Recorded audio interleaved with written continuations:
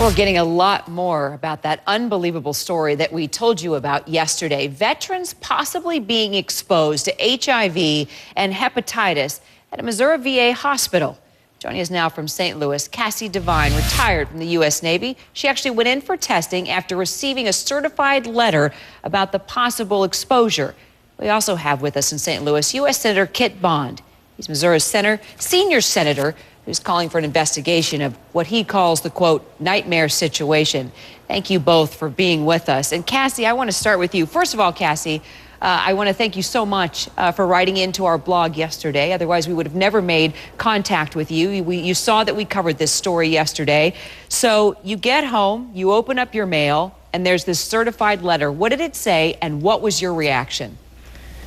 It basically just said that they were calling some people in because there was the possibility of exposure to the hepatitis viruses or the HIV virus due to tainted dental hygiene products.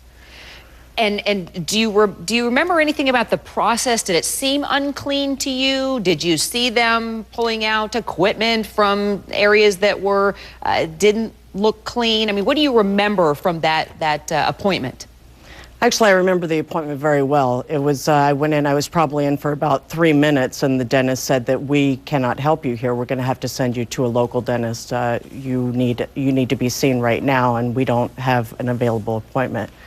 So I was only in the dentist chair for 3 to 5 minutes max. I think that St. Louis John Cochrane Hospital is pretty clean overall, and I wouldn't go there if it didn't look clean, that's for sure. Well, when you opened that letter and saw that you could possibly be exposed to HIV or hepatitis, I mean, Cassie, what went through your mind? There was a moment of alarm, I have to be honest with you, but then thinking about it, I can't really freak out right now until I get the test results back. I don't see that it's necessary to freak out. If I do that, then it's not going to be helpful. I tell you what, I need to learn from you because I stress far too much, and I'm impressed with your patience. So you haven't gotten your test results back, but you did go yesterday. Yes. As soon as you got that letter the day before. So you went yesterday, you got tested. Tell me what happened. Did anybody show you anything, how this happened, what could have gone wrong? Did you get any sort of presentation when you went? I have to say that they handled it very, very well. There were people at every corridor, at every elevator to escort us directly to the dental review clinic. We went in, checked in. They made sure that they had our correct information as far as mailing address, phone numbers, things like that, so they could contact us when the results are in. We then went into a presentation. There was a group of about 10, 15 of us. There was a brief slideshow, and we were able to ask questions. They explained briefly what happened, what they're doing to fix it, and that they're continuing their investigation. Then we went into private counseling, and where if we had any questions that we didn't feel comfortable asking in a group, we could ask them there. And then we went in to get our blood drawn, and I have to say that the whole process was pretty painless, and that everyone was very respectful and mindful of the fact that this could be a pretty serious situation, and we were apologized to a couple of times. I was apologized to a couple of times, and they're really handling it very well, I think. Well, and you're keeping an incredible attitude. Senator Bond, you're a huge advocate for the military and for good health care. And this is not the first time that we have seen vets exposed to this type of treatment. There was the dirty colonoscopy equipment. There were letters sent out to vets saying they had Lou Gehrig's, and that was a mistake. We've got our troopers that are dying by suicide and suffering from PTSD. I mean, what the heck is going on within the VA to where this continues to happen? Well, when we send our brave service volunteers into duty, we expect them to go into harm's way. But when they come back home, they should get the finest medical care and not be exposed to situations like this.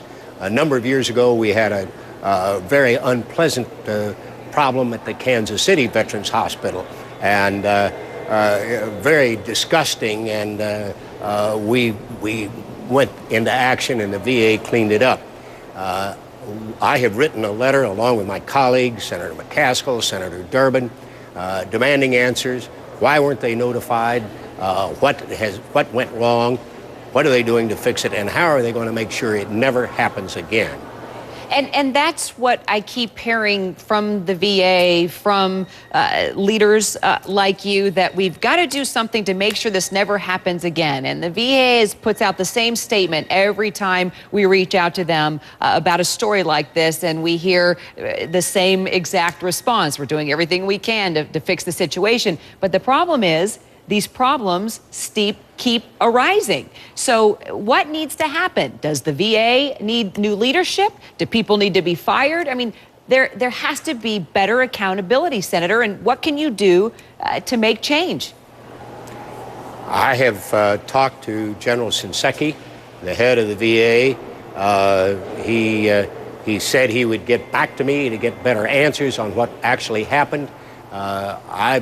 He knows that this is his responsibility, and he has to make sure down the chain of command that all of the steps that are required, in this instance sterilization, are taken and taken properly. I'm waiting to hear back from him what actually happened.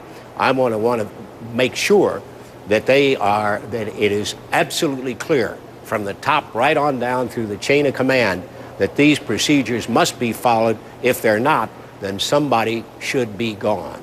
And Senator, we will hold you to that, that's for sure. And while we have Cassie... I appreciate your coverage of it, Kara. Stay on top of it. You're helping us a great deal. Well, I appreciate that, sir, very much. And while we have Cassie Devine, retired from the U.S. Navy, with us still, Senator, what can you say to Cassie? What can you tell her that you're going to do to make sure this never happens again when she does go to the VA hospital there in St. Louis for care? And what can you tell our other vets? Well, to Kathy and all the other vets, thank you for your service. We are embarrassed, saddened, and deeply apologetic that you may have been exposed. I appreciate very much Kathy's strong attitude. They say there's minimal risk, but even minimal risk in something like this is unacceptable. And I can assure Kathy and the others that in Congress, we're going to continue to demand accountability from the VA and to demand that their procedures in the future never allow these kinds of accidents to happen.